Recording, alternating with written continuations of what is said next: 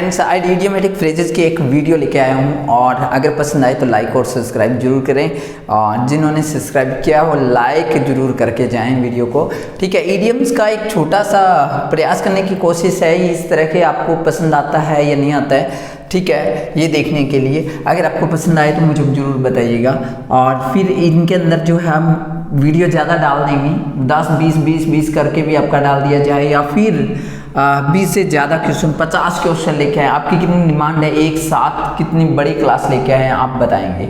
Okay, let's start the video. Bury the hatchet का मतलब होता है, ब्री का मतलब होता है गाड़ना, हचेट का मतलब होता है कुल्हाड़ी। कुल्हाड़ी को गाड़ दिया यानी कि अब वो दुश्मनी नहीं करना चाहता। फॉरगेट पास्ट क्वारल, पुराने झगड़े को अब निपटा देना चाहता है, बुला देना चाहता है, अब झगड़ा नहीं करना चाहता, अब शांति चाहता है, वो शांति चाहता है। यानी कि ब्रीद हचेट का मतलब होता है शांति चाहना। यानी कि जैसे एग्जाम के अंदर ब्रीद हचेट आता है तो इसका मीनिंग जो है, अगर कहीं पे एक्स दिया हुआ है, हचेट दिया हुआ है, ब्री दिया हुआ है वापस से, तो वो मीनिंग नहीं करना है। उसका एक जो मीनिंगफुल जो अर्थ निकलता है वो निकलना है। जैसे कि Forget the past goals to make peace, इस तरह का कुछ आपको दो ऑप्शन ऐसे मिलेंगे जो इसमें ब्रीद हचेट पहले से लिखा हुआ है, हचेट लिखा हुआ है, कुल्हाड़ी मार दिया, सर काट दिया, इस तरह से लिखा होता है, तो वो आपको नहीं समझना है, वो आपको उसको क्लिक नहीं करना है। उनमें से आपको उसका मीनिंग क्या निकल रहा है। ब्रीद हचेट का मतलब मीनिंग क्या निकला कि कुल्हाड़ी को उसने ना,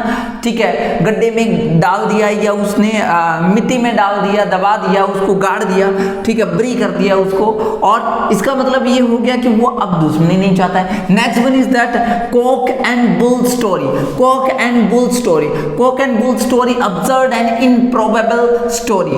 अब्सर्ड यानी बेतुकी कहानी, मतलब मनगढ़ंत कहानी। कॉन्कॉक्टेड स्टोरी भी लिखा हो जाता है, कॉन्कॉक्टेड स्टोरी यानी कि मैन गढ़ित जो हो जाती है, ठीक है, गढ़ना। जैसे कि आपने अपनी तरफ से कुछ बता दी, स्टोरी बता दी, कॉक एंड बुल स्टोरी बता दी, आपने अपनी तरफ से कुछ बताया किसी को, अब्सर्ड बेतुका सा बता दिया आपने, बेतुका। और इम्प्रोबेबल स्टोरी जिसका कोई अर्थ ही नहीं, वो होती है कॉन्कॉक्टेड स्टोरी। कॉन्कॉक्टेड स्टोरी, इसका मीनिंग क्या होगा, अब्सर्ड एंड इम्प्रोबेबल स्टोरी। आपको इनका मीनिंग समझना है। आप क्या कर सकते हैं कि आप किसी को कह सकते हैं कि please cock and bull story मत बनाइए, कॉन्कॉक्टेड बनाए, खुद की तरफ से मत बताओ, आप जो उसने कहा वो बताओ। इस तरह की आप बात करते हैं, यानी कि फ्रॉड बात नहीं करनी है। कॉक एंड बुल स्टोरी का मतलब होता है, ठीक है, फैक एंड फ्रॉड बात इसमें की होती है। ठीक है, आपका 2 नंबर भी हो गया।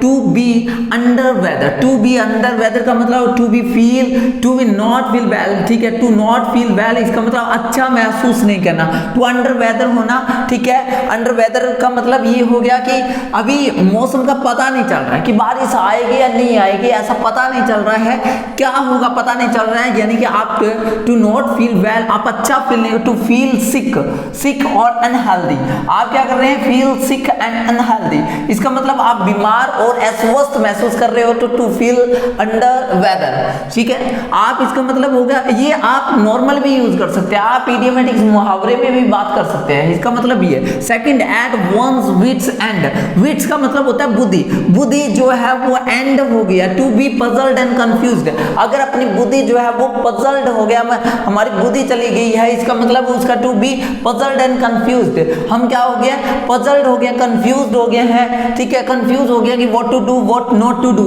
ठीक है, हमें क्या करना चाहिए, ओवरवेल्म्ड विद द प्रॉब्लम, ठीक है, अब प्रॉब्लम हम पे भारी हो गई है, प्रॉब्लम जो है वो हम पे चढ़ गया, हमें समझ नहीं आ रहा कि अब हम क्या करें। ऐसी सिचुएशंस को क्या, at one's wits and.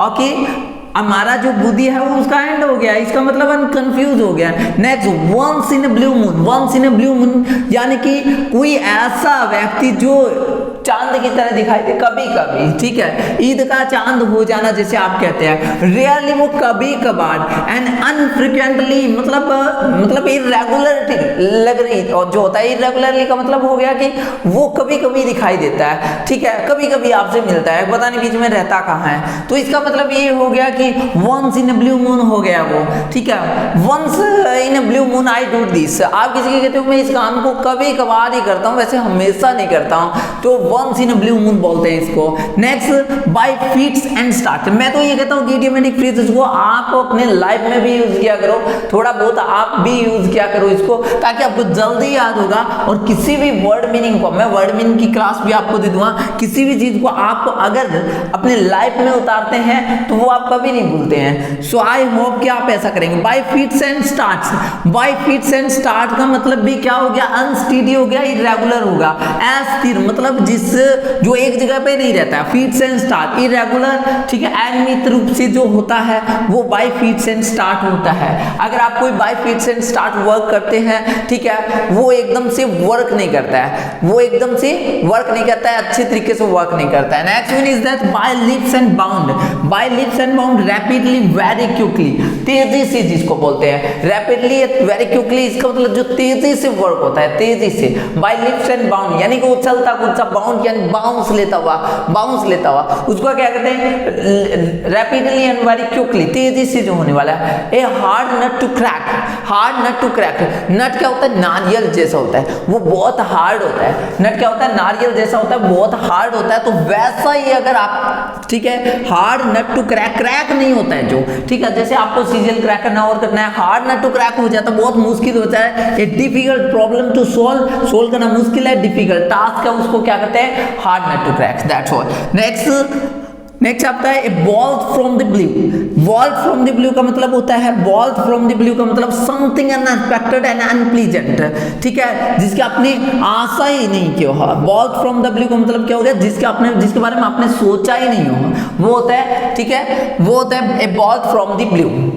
Gate the point और नॉट, कि आपका बॉल फ्रॉम द ब्लू, जैसे बॉल फ्रॉम द ब्लू आप कहते हो ball from the blue, ball from the blue, इसका मतलब ये हो गया something unexpected and unpleasant. Unpleasant का मतलब जो सुखद नहीं होता है, और अनएक्सपेक्टेड का मतलब जिसके आपने आशा ही नहीं किया हो, ठीक है, अचानक वाला। Okay, next blow one's own trumpet. Trumpet का मतलब होता है तुरी, तुरी बजाना, ठीक है, अपने बारे में। ब्लो यानी बजा रहे हैं, और खुद की तुरी बजा रहे हैं, खुद के बारे में ही बोल रहा है, ठीक है, खुद के बारे में बोल रहा है। प्रेज वन सेल्फ, खुद की प्रशंसा कर रहा है। To boast about one's achievement, अपनी उपलब्धियों के बारे में गप्पे मार रहा है, डिंगे हाँक रहा है, ऐसा कुछ हो तो बोस्ट का मतलब डिंगे हाँक रहा है, तो आप क्या कह सकते हैं, ठीक है, blow one's own trumpet, blow one's own trumpet, ये आप बोल रहे हैं। नेक्स्ट आपका हो जाएगा, नेक्स्ट आपके जो 3 है, a red letter day, a red letter day, wild goose chase, to eat humble pie. इसका आप कमेंट करके बताएंगे कि आपको अगर तीनों आता है तो तीनों कमेंट करके बताएंगे, अगर आपको इनमें से 2 आता है तो 2 कमेंट करके बताएंगे, आपको अगर 1 आता है तो 1 कमेंट करके बताएंगे जिसका मीनिंग क्या होगा। आपको पता है कि रेड लेटर डे का मीनिंग क्या होता है, आपको अच्छे से पता है। सेकंड इसका वाइल्ड गुड चेस, आपको एक गूंज की तरह से पीछे नहीं पड़ना है, जंगली गूंज की तरह से आपको किसी के पीछे नहीं पड़ना है, गूंज हंस वगैरह जो होता है। ईट हम्बल पाई, आप कैसी पाई खाना, पाई का मतलब आपका कचौरी भी होता है, हम्बल पाई आप कैसी कचौरी खाएंगे, आप किस तरह से अपने हार एक्सेप्ट करते हैं कि नहीं, इसका मीनिंग थोड़ा सा हिंट मैंने आपको दे दिया है, आप इनके मीनिंग जो है वो आपको कमेंट में आप जरूर बताएंगे। दैट्स ऑल अबाउट टुडे, ठीक है। ईडियम्स की मैंने क्लास लगाने की कोशिश की, थोड़ा सा लाइटिंग का आज का प्रॉब्लम चल रहा था, इस वजह से मैं कल और आज का वीडियो नहीं डाल पाया, और अभी से मैंने फिर से शुरुआत की है, और कैसे करके इसका लाइटिंग का जो सिस्टम है वो भी सेट कर लिया जाएगा। तो आज शाम तक जो है वो सिंथेसिस की और उनकी भी वीडियो जो है अपलोड करने में प्रॉब्लम आ रही है, कुछ वीडियो बना चुके हैं लेकिन वो लेंथ वीडियो थी, इस वजह से अपलोड नहीं हो रही है, तो जल्द से जल्द आपको प्रोवाइड कर दी जाएगी। That's all.